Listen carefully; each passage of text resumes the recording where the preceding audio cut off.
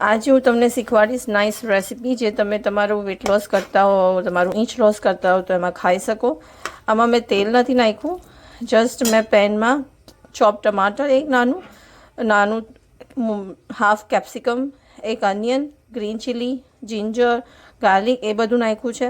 એને મેં થોડું રોસ્ટ કરી લીધું છે આવી રીતના પેનમાં. આમાં તેલ નથી, થોડું કે અને થોડું જીરું નાખ્યું હતું મેં, તો તમે આ લઈ શકો છો, ધીસ વન. બરાબર.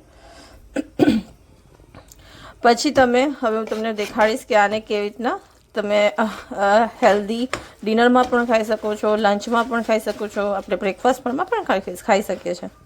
રાગીની રોટલી લીધી છે. હવે રોટલીમાં આમ રેપ કરી અને આપણા પ્રોગ્રામમાં કોટેજ ચીઝ પણ અલાઉડ છે, તો તમે આવી રીતના રેડી કરી અને પેનમાં સરસ રીતે શેકી શકો છો રાગીની રોટલીમાં ભરીને.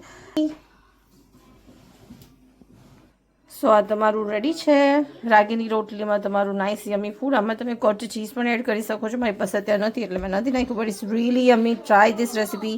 તમારા વેટ લોસ પ્રોગ્રામમાં તમે આ ખાઈ શકો છો. Thank you.